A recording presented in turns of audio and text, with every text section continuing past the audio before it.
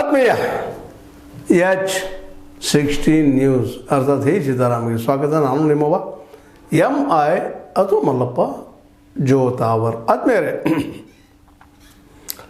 ಬಿಹಾರ್ ಚುನಾವಣೆ ಸಮೀಪ ಬರ್ತಾ ಇದೆ. ದಿನದ ದಿನಕ್ಕೆ BJP ಮತ್ತು ಕಾಂಗ್ರೆಸ್ RJDಗಳ ಮಧ್ಯದಲ್ಲಿ ತಿಕ್ಕಾಟ ಜೋರಾಗ್ತಾ ಇದೆ.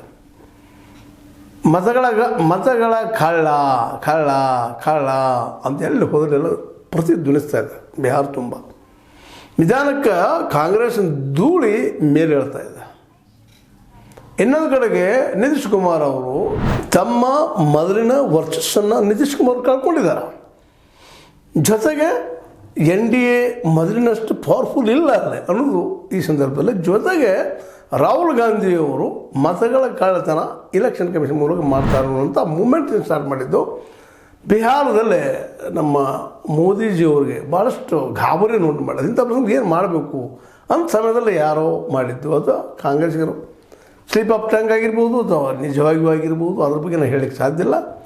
ನಮ್ಮ ಮೋದಿಯವ್ರ ತಾಯಿಗೆ ಏನೋ ಒಂದಿಷ್ಟು ಅಪಮಾನ ಮಾತಾಡಿದ್ರು ಅನ್ನುವಂಥ ವಿಡಿಯೋ ವೈರಲ್ ಆಗಿ ಅದನ್ನು ತೆಗೆದುಕೊಂಡು ಈಗ ಸಾಕಷ್ಟು BJPಗರು ಅದನ್ನು ವೈರಲ್ ಮಾಡೋದು ಇನ್ನಷ್ಟು ಬೆಳೆಸೋದು ಪ್ರಯತ್ನ ಮಾಡಿದ್ರೆ ಕಾಣ್ತದೆ.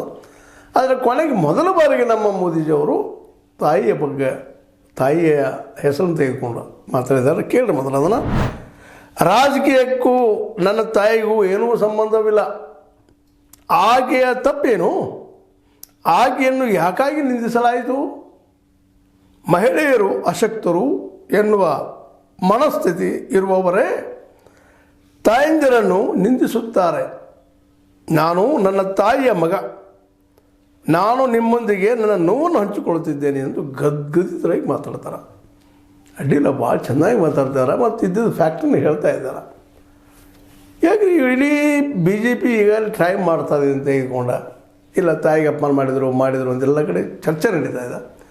ಆದರೂ ಅಷ್ಟು ಇಫೆಕ್ಟ್ ಆಗಿಲ್ವಾ ಜನರ ಮೇಲೆ, ಅಥವಾ ಇನ್ನಷ್ಟು ಫೋರ್ಸ್ ಆಗಿ ಹೇಳಿ ಗೆಲ್ಲುವಂತೆಲ್ಲ ಪ್ರಯತ್ನ ಮಾಡ್ತಾ ಇದ್ದಾರೆ ಅಂತ.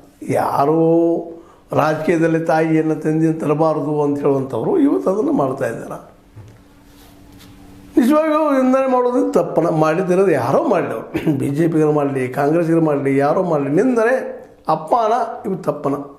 ತಮ್ಮ ರಾಜಕೀಯ ಬೇಳೆ ಬೇಯಿಸ್ಕೊಳ್ಳೋ ಸಲುವಾಗಿ ಯಾರೋ ಮಾಡಿದರು ಅದು ತಪ್ಪನ.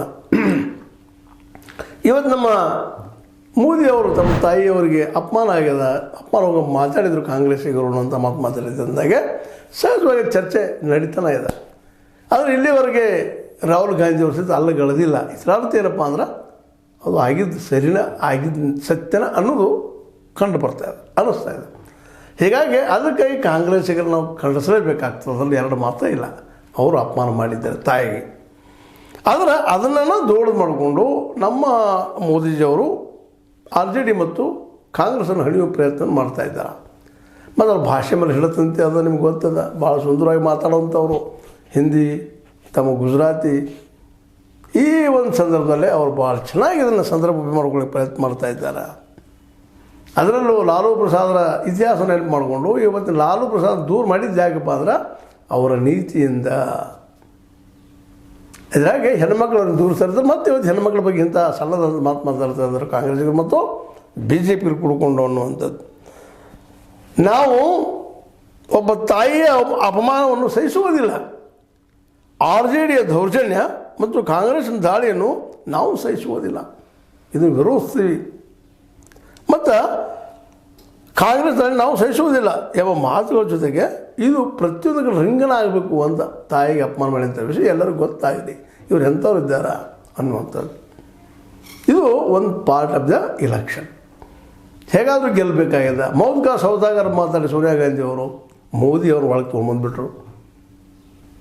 ಅದ ನಂತರ ಅಯ್ಯರ್ ಅನ್ನುವಂಥ ಒಬ್ಬ ಇವರ ಬುದ್ಧಿವಂತ ವ್ಯಕ್ತಿ ಚಾಯ್ ವಾಲ ಇವನು ಅಂತೇಳಿ ಕೀಳಾಯಿ ನೋಡೆ ದೊಡ್ಡದಾಗಿ ಲಾಭ ಮಾಡ್ಕೊಂಡ್ರು BJPಗರು. ಹೀಗೆ ಮೇಲೆ ಟೈಮ್ ಟು ಟೈಮ್ ಮತ್ತು ಗುಜರಾತ್ ಅನೇಕ ಸಲ ಎಂಥವು ಆಗಿದ್ದಾವ. ಸೋಲೋ ಆಕಾರೋ ಮತ್ತೆ ಆಕಾರೋ ಅಥವಾ ಗೆಲ್ಲುವ ಅದು ಗ್ಯಾರಂಟಿ ಮಾಡ್ಕೊಳ್ಳೋ ಸಲುವಾಗಿ BJP ಇಂಥವು ಏನಾದರೂ ಮೇಲಿಂದಲ್ಲ ಇಲೆಕ್ಷನ್ ಸಮಯದಲ್ಲಿ ಹುಟ್ಟಾಗ್ತಾ ಇರ್ತದೋ ಅಥವಾ ಅವ್ರು ಹುಟ್ಟಾಗಿಸ್ಕೊಳ್ತಾರೆ ಗೊತ್ತಿಲ್ಲ ಕಾಂಗ್ರೆಸ್ಸಿಗರು. ಈಗ ತಾಯಿ ಬಗ್ಗೆ ಕಾಂಗ್ರೆಸ್ಸಿಗರು ಯಾಕೆ ಮಾತಾಡಬೇಕಾಗಿತ್ತು? ಇವತ್ತು ಒಳ್ಳೆಯ ವಾತಾವರಣ ಕ್ರಿಯೇಟ್ ಆಗಿತ್ತು ಕಾಂಗ್ರೆಸ್ಸಿಗೆ, ಜೊತೆಗೆ RJDಗೆ ಸಹಿತ ಒಳ್ಳೆಯ ಹೆಸರು ಫ್ರೇಮ್ ಆಗಿತ್ತು. ಈಗ ಯಾಕೆಂದ್ರೆ ಅಲ್ಲೇ ಈ ಒಂದು ಬಿಹಾರದಲ್ಲೇ ನಿತೀಶ್ ಕುಮಾರ್ ಅವರು ಮೊದಲಿನ ಶಕ್ತಿ ಉಳಿದಿಲ್ಲ. ಈ ಒಂದು ಮೊದಲಿನ ಮೋದಿಯವರು ಒಬ್ಬರಲ್ಲ, ಮೋದಿ ಅಂತಿದ್ರು ಅಲ್ಲೇ, ಅವರು ಇವತ್ತಿಲ್ಲ. ಇವತ್ತೇನು ಹೋರಾಟ ಮಾಡಿದ್ರು ಮೋದಿಯವರೇ ಹೋರಾಡಬೇಕು. ನರೇಂದ್ರ ಮೋದಿಯವರು ಇವತ್ತು ಅವ್ರಿಗೂ ಕಷ್ಟ ಆಗಿದೆ ಕಾಣ್ತದ. ಅಂಥ ಸಂದರ್ಭದಲ್ಲಿ ಲಾಭ ಆಗಿದೆ, ಏನಾದರೂ ಮಾಡಿ ದೊಡ್ಡದನ್ನು ಮಾಡ್ಕೋಬೇಕು ಅಂತ ಮಾಡ್ತಾಯಿದ್ದಾರೆ.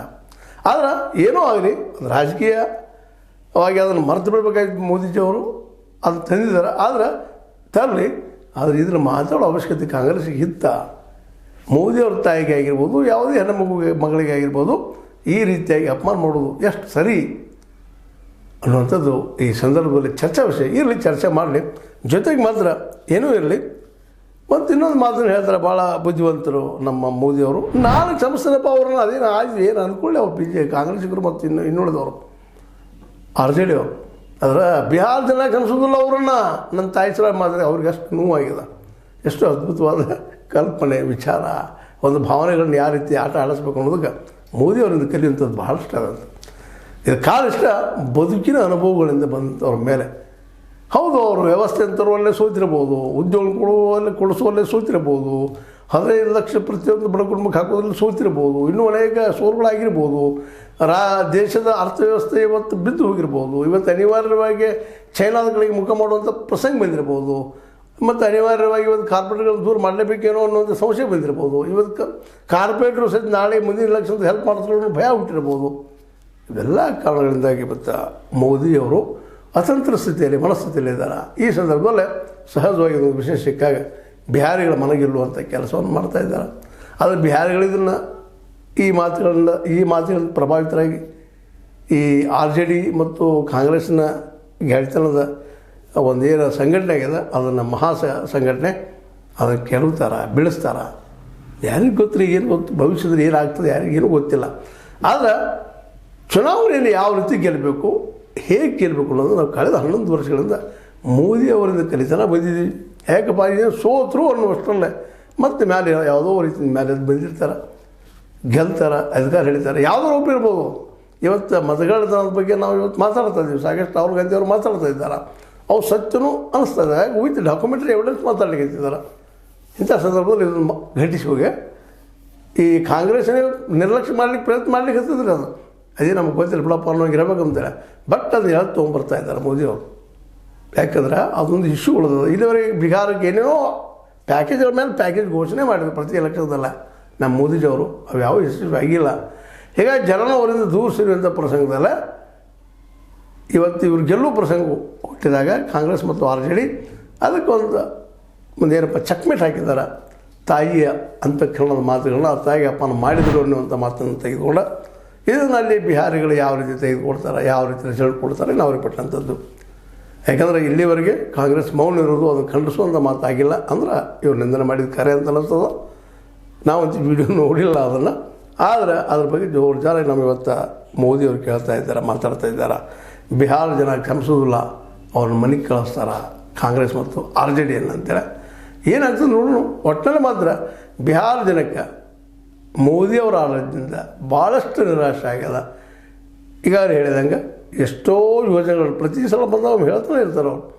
15,000 ಕೋಟಿ, 1-2 ಲಕ್ಷ ಕೋಟಿ, 10 ಲಕ್ಷ ಕೋಟಿ, ಅವೇನು ನಾನು ನೆನಪೂ ಇಲ್ಲ. ಅವುಗಳನ್ನ ಮಾತ್ರ ಆಶ್ವಾಸನೆ ಕೊಟ್ಟಿದ್ದು ನಿಜ. ಆದರೆ ಆ ಪ್ರಮಾಣದಲ್ಲಿ ಬಿಹಾರನ ಎತ್ತುವಲ್ಲಿ ಸಹಕಾರ ಮಾಡಲಿ ಅನ್ನೋದು ಅಷ್ಟ ಸತ್ಯದ.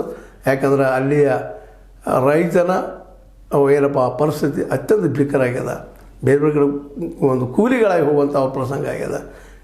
ಎಂಥ ಯಮುನಾ, ಗಂಗಾ ನದಿ ಅಂತ ದೊಡ್ಡ ಫಲವತ್ತಾದ ಭೂಮಿ, ಆ ನದಿಗಳ ಭೂಮಿಯನ್ನು ಹೊಂದಿದ್ದರೂ ಇನ್ನೂ ಬಡತನದಲ್ಲಿ ಒದ್ದಾಡೋದು ನೋಡಿದಾಗ ಇಡೀ ದೇಶದಲ್ಲಿ ಅತ್ಯಂತ ಬಡ ರಾಜ್ಯ ಬಿಹಾರ ಆಗಿದ್ದರಿಂದಾಗೆ ಆ ಬಿಹಾರಿಗಳು ಏನನ್ನು ಆಯ್ಕೆ ಮಾಡ್ಬೋದು ಅನ್ನೋದನ್ನು ಎಲ್ಲರೂ ಕುತಂದು ನೋಡ್ತಾ ಇದ್ದಾರೆ. ಆದರೂ ನಮ್ಮ ಮೋದಿಯವರು ಈ ಹಾಕಿದಂಥ ಬಾಲ್ನಿಂದ ಸ್ಪಿನ್ನಾಗಿ ಬಿಹಾರ ಜನ ಬೋಲ್ಡ್ ಆಗ್ಬೋದಾ ನೋಡು ಏನಾಗ್ತದೆ ಅಂತ ಹೇಳ್ತಾ, ಇದು ಇವತ್ತಿನ ಡೆವಲಪ್ಮೆಂಟ್.